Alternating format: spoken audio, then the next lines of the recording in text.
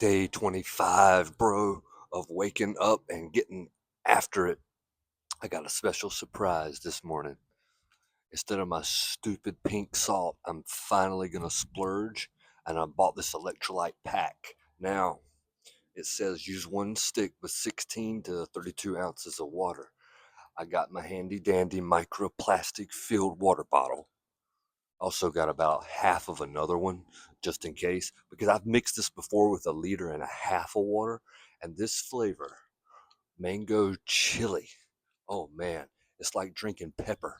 Like if somebody just brought one of those pepper grinders over to your table and just grinded it into your actual glass of water. That's kind of what it tastes like, but it does have like a really nice flavor to it.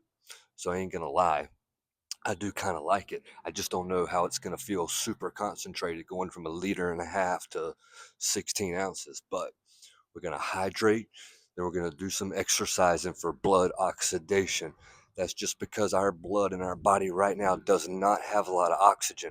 There's not a lot of oxygen in our brain. That's why we have a mental fog when we wake up in the morning. And then, of course, we're outside, so we're going to get some vitamin D production with the sunlight. That's the whole basis of this entire operation.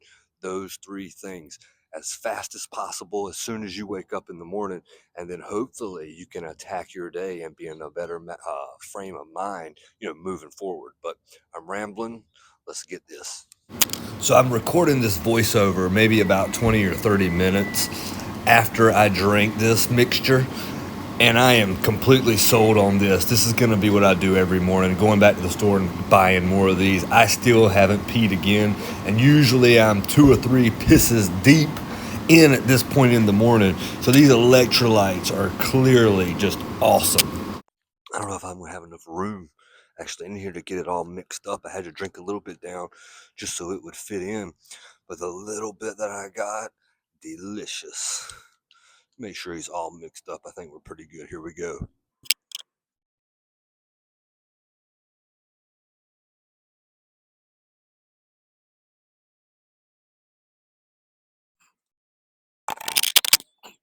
Wow, man, that's a 10 out of 10 recommend.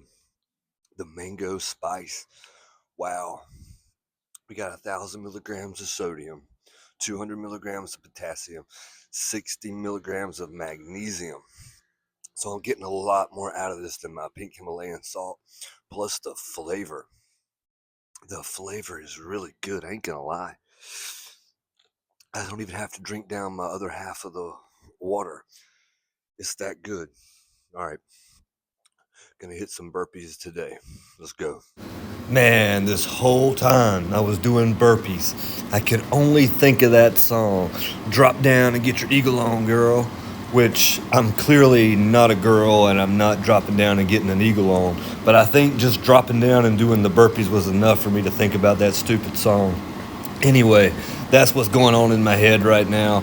I decided to finish up with some push-ups. I only did 10 burpees instead of 15. But the blood flow is what I'm going after, trying to feel a little bit better and get me a nice little morning pump.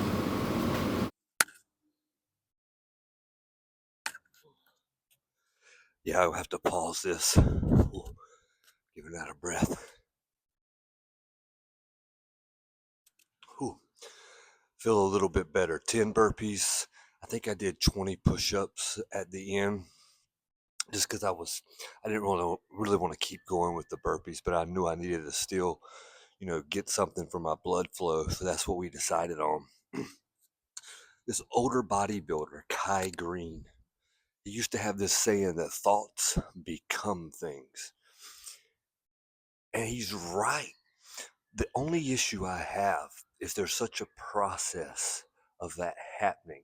And a lot of times, if we want our thoughts to become things, we can speed and facilitate that process up if we know what we're doing. And a lot of that just comes down to the way that we talk to ourselves. When somebody asks you, how are you doing? And we say, I am fine, I am good, I am bad, I am tired. That's just a small example of a way that we talk about our own selves. And most of us, I mean, I'm prone to it too. We'll say something like, oh, I'm still alive. better than being 6 feet under. And these things are true, but we're not talking about ourselves in the best possible way. And when we have a bad or not a great self talk, a lot of times our thoughts become conditioned with the words that we're speaking about ourselves. So the thoughts that we're thinking as a result of our self talk are out of alignment. And so it's really hard for us to expect results, any kind of positive or worthwhile results, when we have negative thoughts in our brain because we talk about ourselves negatively. Now, one way we can correct this is this old term called autosuggestion. And you basically, it's almost like lying to yourself until you say the lie enough that you believe it. Like you could, for example, you could say, I am happy. And you might not be happy at all, but you know that you need to cultivate like a happiness mindset. So people who believe in auto suggestion, they would say, hey, look, all throughout the day, you need to tell yourself out loud. It's not just about thinking the thought, it's about speaking it and hearing yourself say it. Tell yourself you're happy. I'm happy, I'm happy, I'm happy, I'm happy, I'm happy. And after a while, your brain gets conditioned to hearing this, and you start to see happiness and you start to experience happiness. This is kind of a silly example, but it does work. We can think about it for lots of things. For me personally, I'm not in the habit of expecting the best. I'm much more in the habit of expecting the worst. And I hate that. And I can look back at my life and say, oh, well, you didn't experience that or you didn't experience this and I did. But everybody experiences something, bro. I mean, we're not, nobody's perfect. We're all human beings. And the range of emotions that we have, we all go through the same emotions. We might process them differently, but it's still all the same.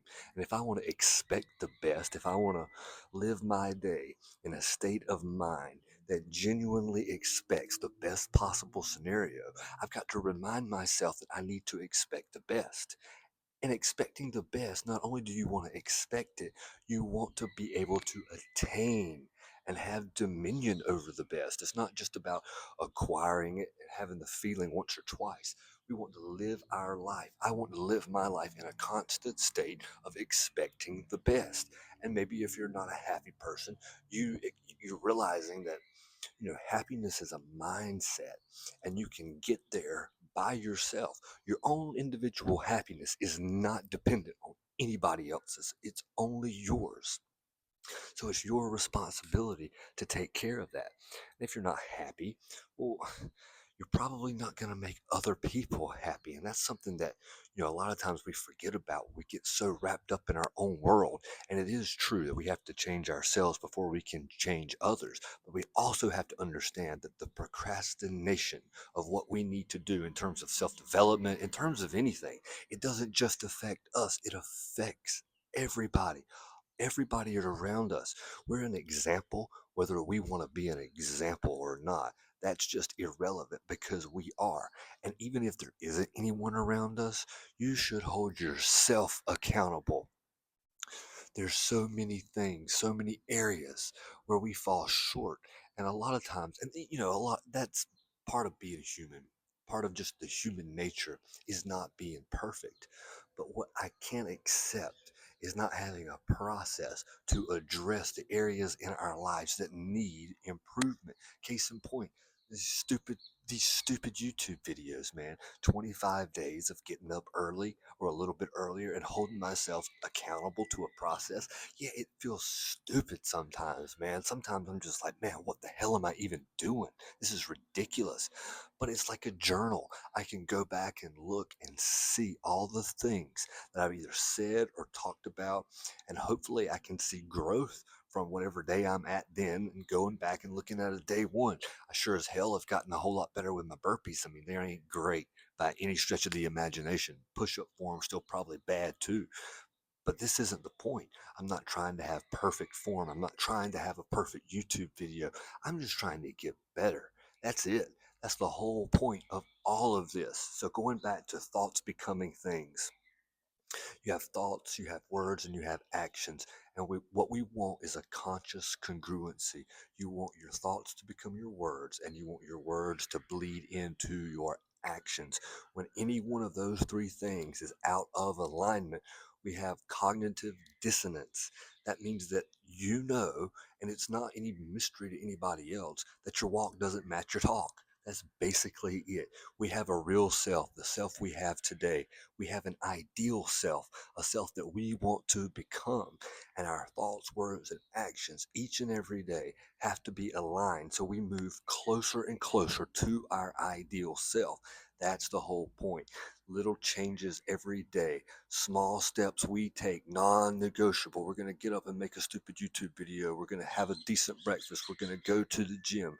We're going to, you know, save 10% of our income.